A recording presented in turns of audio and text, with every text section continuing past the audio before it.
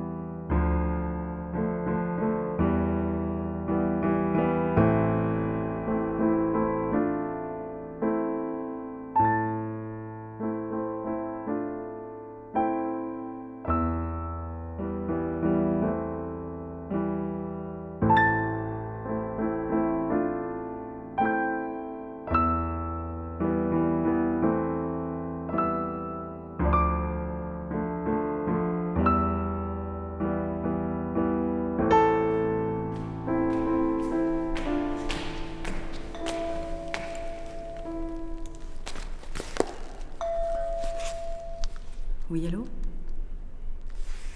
Ah oui. Oui, désolée, je peux pas vous parler maintenant, je suis au musée. Oui, justement, c'est pour ça que je suis là. On peut se rappeler plus tard? Merci. Bon après-midi.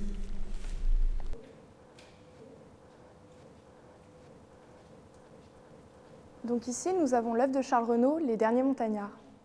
L'artiste a donné une tension dramatique à l'œuvre. Les gestes, les expressions des personnages communiquent tous le même sentiment de détermination héroïque. Les montagnards, c'était le nom de leur parti. On les appelait comme ça parce qu'ils s'asseyaient sur les bancs les plus élevés de l'Assemblée. Ils ont été condamnés à mort parce qu'ils soutenaient le peuple qui avait participé à l'insurrection, mais ils ont décidé de se suicider plutôt que d'accepter cette sentence injuste. Ici, nous voyons que l'un des montagnards s'est déjà donné un coup de couteau. À gauche, nous voyons le personnage principal qui se nomme Goujon. Le geste de Goujon montre qu'il va se donner un coup mortel avec le couteau qu'il a pris au personnage qui est à terre. Il prononce en même temps ces dernières paroles « Je meurs pour le peuple et pour l'égalité ». Les deux personnages de droite, qu'on appelle les conventionnels, fixent admirativement Goujon dans une expression de grande fraternité.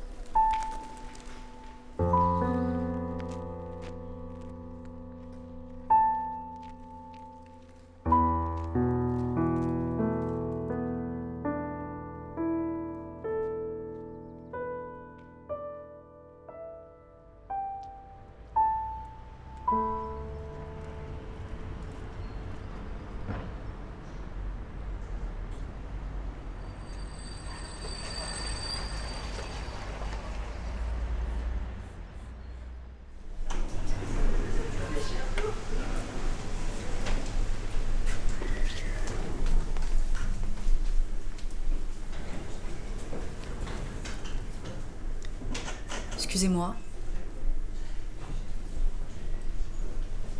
Excusez-moi, monsieur. Désolée de vous déranger. Ça va vous paraître bizarre, mais j'ai l'impression qu'on s'est déjà vu quelque part. Où pensez-vous m'avoir vu? Vous ressemblez à un personnage que j'ai vu dans un musée. Goujon, je crois qu'il s'appelait. Peut-être parce que je suis Goujon. Je peux vous aider?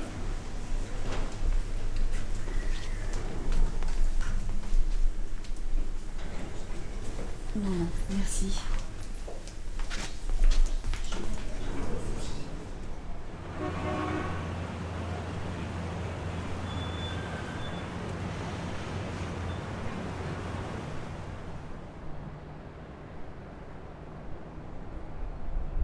Vous vouliez me dire quelque chose en particulier? Non, non, je voudrais juste en savoir plus sur vous. Que savez-vous déjà? Ce qu'on a écrit sur vous. Que voudriez-vous savoir de plus? Tout. Votre vie, votre histoire, ce que vous faites ici. Cela fait beaucoup de choses à raconter.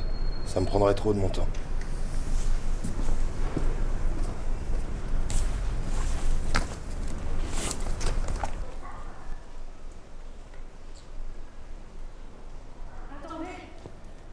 Est-ce que je suis devenue folle? On dirait que je suis la seule à pouvoir vous voir. Pourquoi vous êtes là? Pour observer votre monde. Le monde d'aujourd'hui, le monde dans lequel on vit, vous voulez dire? Oui, votre monde, votre époque, voir comment tout cela a évolué. Mais qu'est-ce qu'il y a d'intéressant? Regardez-vous dans le miroir, puis regardez-nous, et vous constaterez les changements. Des changements, il doit y en avoir beaucoup, non? Il y en a. Le changement, vous y croyez? Je veux dire, quand vous vous êtes donné la mort, vous pensiez que ça allait changer quelque chose? Ou c'était juste un acte désespéré? La vie est un voyage qui nous change et qui nous transforme. Bien sûr que nous y avons cru. Quand nous nous sommes donné la mort, c'était pour créer un véritable changement.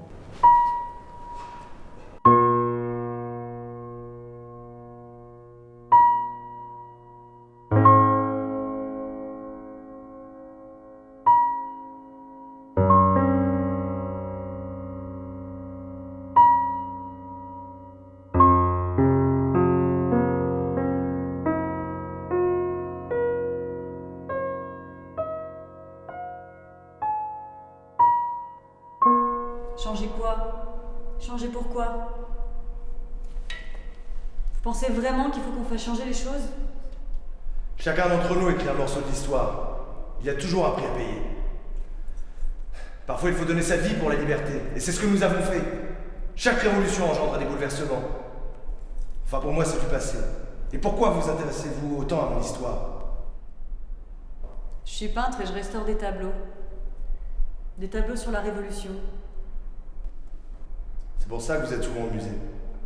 Vous m'aviez déjà vu avant?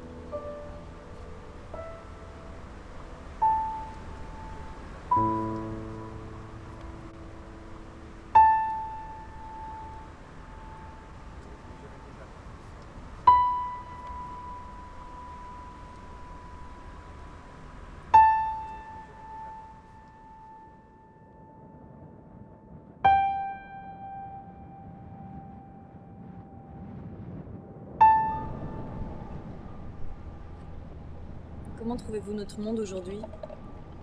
Ce n'est pas si différent qu'à mon époque, malgré certains changements. Pourquoi dites-vous cela? Parce que la misère a toujours le même visage. C'est-à-dire? L'histoire se répète sans fin. L'humanité a beau évoluer sans cesse, elle ne prend pas toujours les bonnes décisions. Mieux vaut être un enfant.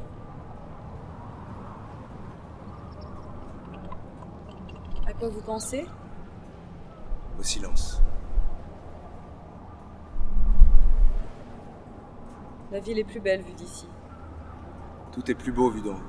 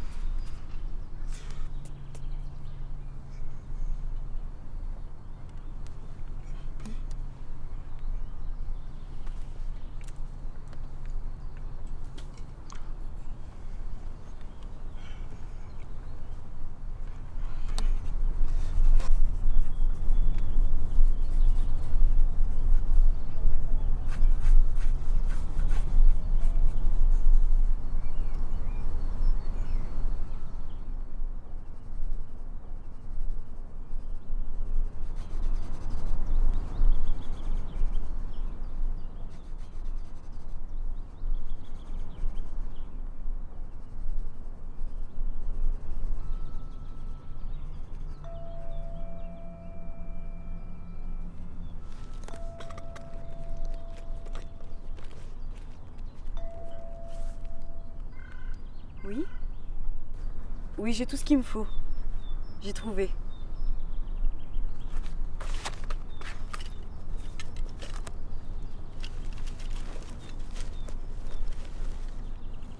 On peut se voir ce soir? Je vous montrerai les croquis.